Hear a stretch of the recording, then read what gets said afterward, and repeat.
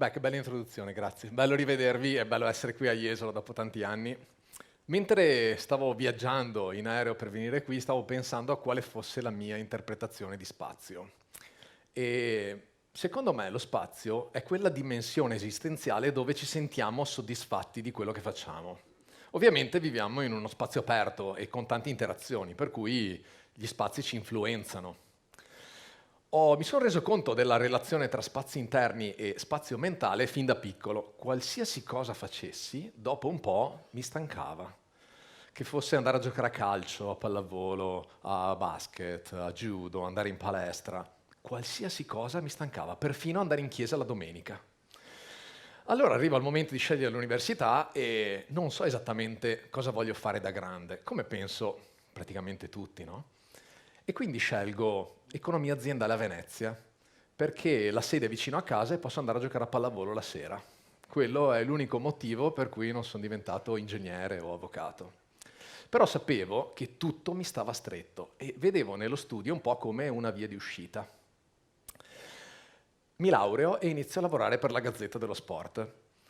Divento il direttore del campionato italiano di beach volley. Io sono un appassionato di beach volley, quindi per me era il lavoro dei sogni. Lo faccio per tanti anni, ho opportunità di girare l'Italia, di visitare tutte le spiagge, passare l'estate scalzo sulla sabbia. Era un sogno.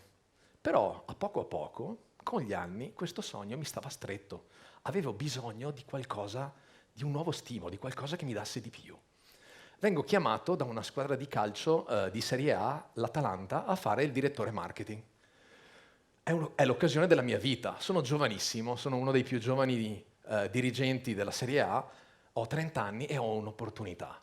E quindi do tutto me stesso, cerco di imparare e ogni domenica vado allo stadio e vedo decine di migliaia di persone esaltate per la squadra, con questa passione incredibile. È un'emozione pazzesca.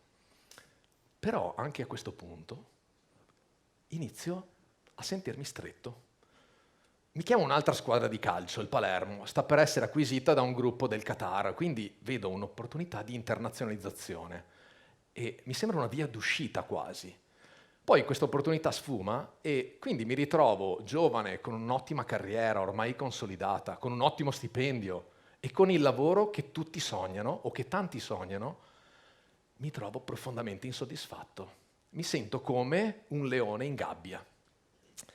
Ecco, il leone è un animale che mi ha sempre affascinato tantissimo, perché nonostante rappresenti forza e potenza, il leone nato in cattività, se torna nel suo ambiente naturale, non ha possibilità di sopravvivere, non è preparato alla savana. E è incredibile come un animale così forte non possa adattarsi velocemente. Lui è abituato a vivere in un sistema protetto, nella sua gabbia, e quindi tutto è confortevole, ma anche se non ha esperienza e non sa che cosa lo aspetta fuori, non è preparato al mondo esterno, il suo istinto in qualche modo gli dice che lì fuori c'è qualcosa per lui.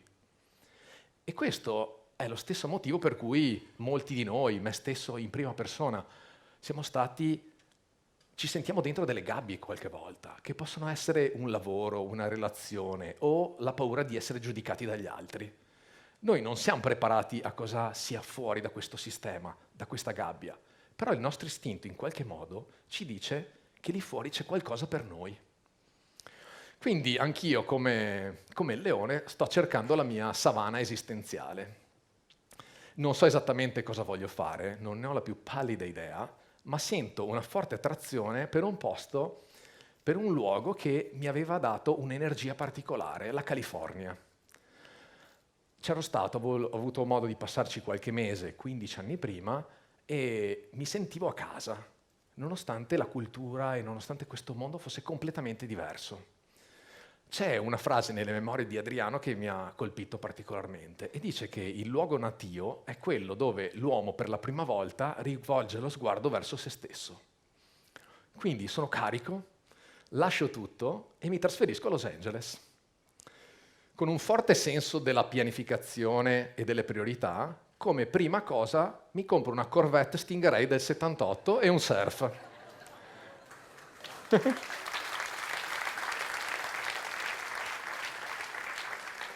In realtà quello che sto facendo, sto cercando di capire come funziona la cultura locale, sto cercando di immergermi, quindi evito assolutamente il contatto con ogni italiano, non mangio cibo italiano, non frequento nessun italiano, studio inglese tutti i giorni, 6 ore al giorno, imparo a programmare coding, faccio consulenze di marketing per delle aziende e poi divento CEO di un'azienda tecnologica, di una startup.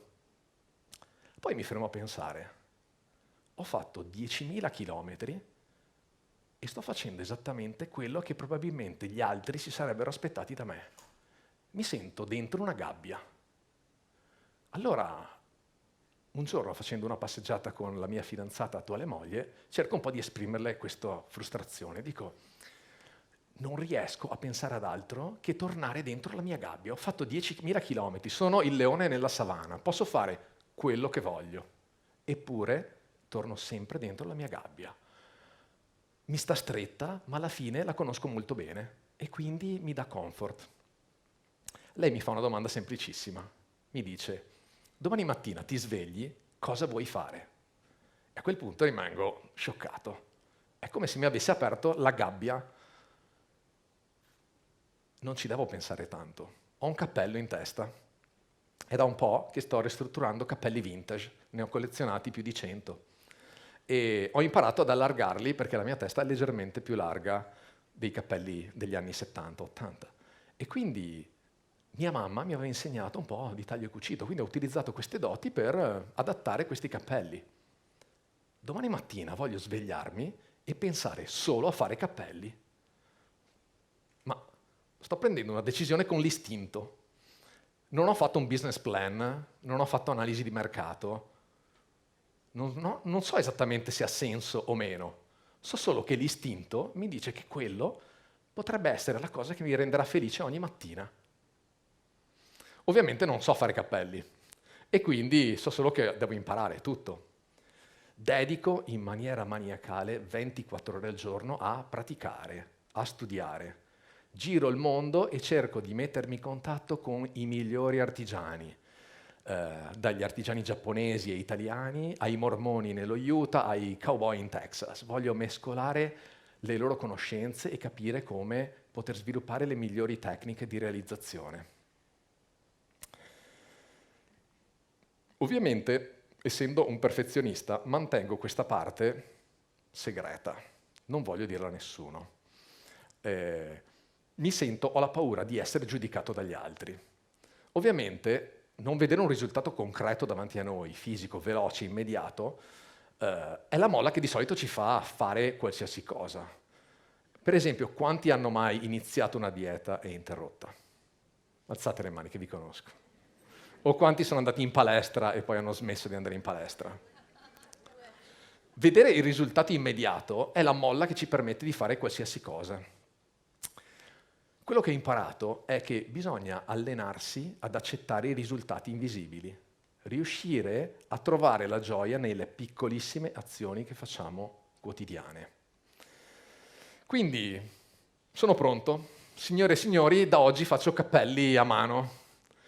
E qualcuno, anzi più di qualcuno, mi dice che sei un pazzo. Hai lasciato la tua carriera per metterti a fare l'artigiano. Beh, alla fine è stata la migliore scelta che avessi mai fatto in vita mia.